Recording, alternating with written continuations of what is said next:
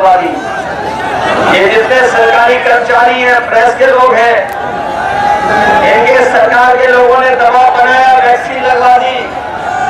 अब तो यूके के कोर्ट से फैसला लिया गया है कि जिन लोगों को ये वैक्सीन लगी है उनका हार्ट फेल जल्दी हो सकता है, हार्ट की बीमारी हो सकती है। बताओ, वो जब अपना वैक्सीन का सर्टिफिकेट देखेंगे तो वोट किसको देंगे? बताओ, भाजपा के खिलाफ वोट डालेंगे कि नहीं डालेंगे?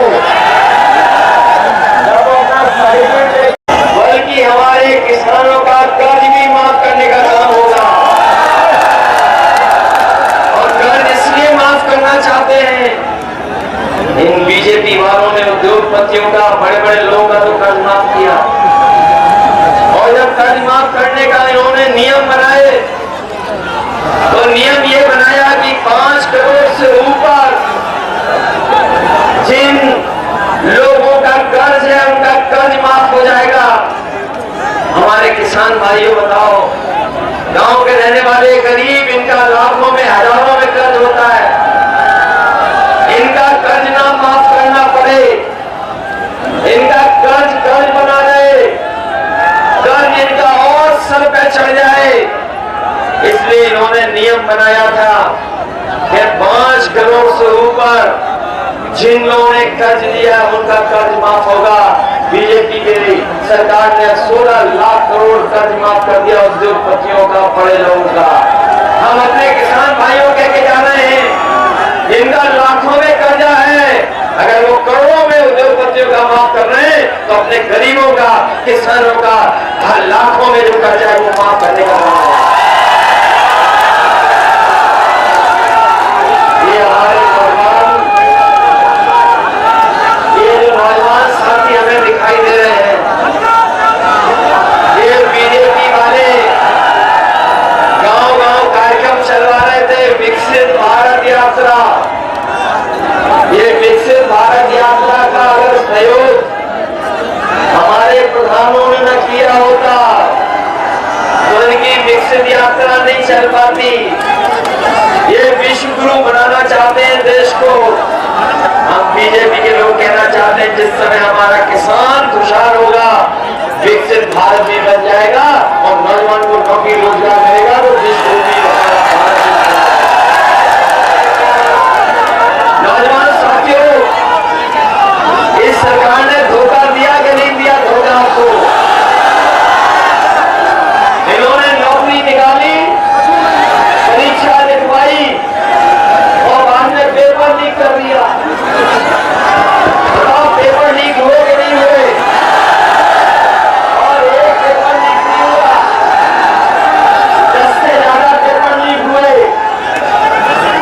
यही नौजवान जो तैयारी कर रहे थे, सालों साल कोचिंग कर रहे थे, बड़ी मेहनत से पढ़ाई कर रहे थे, किराया मांग करके, उधार कर करके इन्होंने पढ़ाई पूरी की, कोचिंग की, और जब परीक्षा लिखी, जब वो परीक्षा दे करके नौजवान घर लौटा तो पता लगा पेपर लीक हो गया, परीक्षा कैंसिल हो गई। इस सरकार में जो भी परीक्षा हुई है सबके पेपर लीक हो गए। बताओ, ये सरकार कैसी है जो अपना लीकेज नहीं रोक पा रही है? बताओ, पेपर लीक हो रहे कि नहीं हो रहे? ये कैसी सरकार है जो अपना लीकेज नहीं रोक पा रही है, पेपर लीक करा रही है?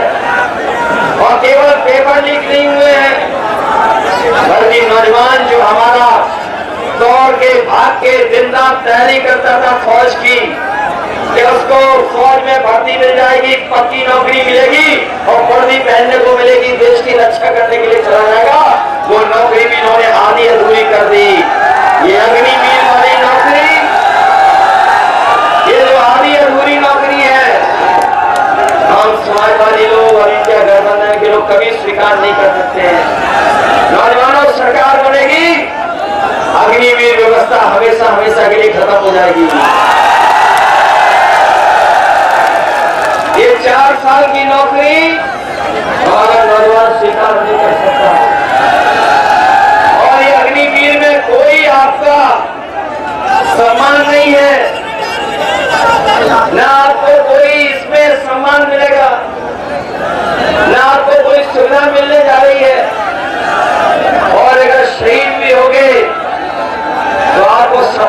साथ घर नहीं पहुंचाएंगे। याद होगा आपको, ये नेताजी ने किया था कि अगर कोई जवान शहीद होता था तो उसको सम्मान के साथ उसके घर परिवार तक ला करके उसको सम्मान देते थे। ये नेताजी का फैसला था।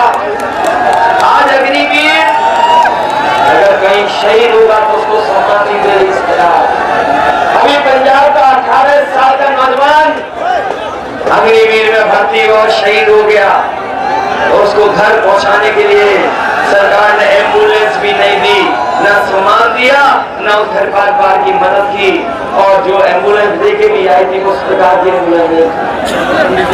हम अपने साथियों को कहना चाहते हैं, बड़े बड़े विभाग जो सरकारी हैं उसमें सब नौकरी आउटसोर्स हो गई है, सुविधा पे चली गई, कॉन्ट्रैक्ट पे चली गई, निजी हो गई।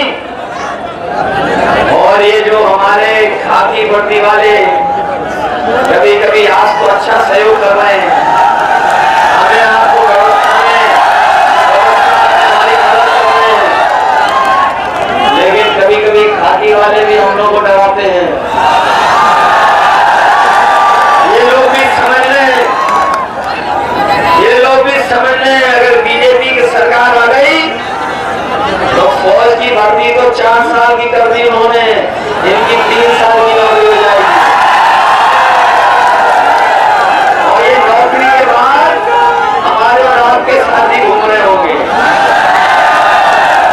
कभी कभी ये सवाल करते हैं कि ऐसे कैसे हो सकता है, ये कहते हैं ये कैसे हो सकता है। तो मैं उससे पूछता हूँ, बताओ क्या आपको पता था कि अग्निवीर 4 साल की नौकरी हो जाएगी? क्या आपको पता था कि बीजेपी के लोग हवाई जहाज भेज देंगे? क्या आपको पता था कि बीजेपी के लोग पानी के जहाज भी भेज देंगे, बंदरगाह भी भेज देंगे? क्या आपको पता था कि ये टेलीफोन की कंपनियां भेज देंगे? क्या आपको पता था LIC भेज देंगे? आपको नहीं पता था, आपको ये भी नहीं पता था कि आधी रात ये नोटबंदी कर देंगे। बताओ क्या पता था आपको?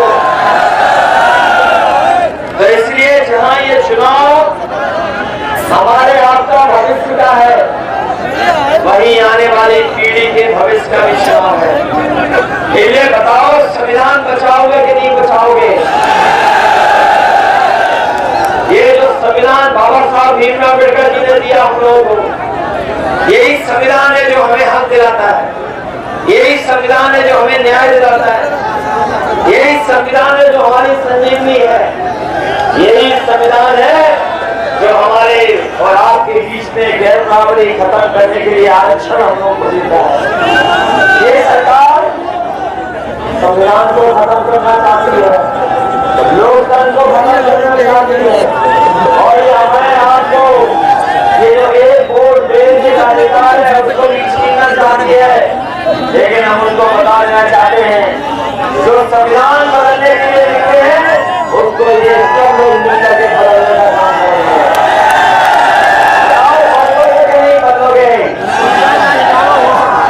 और ये जो डबल इंजन की सरकार है,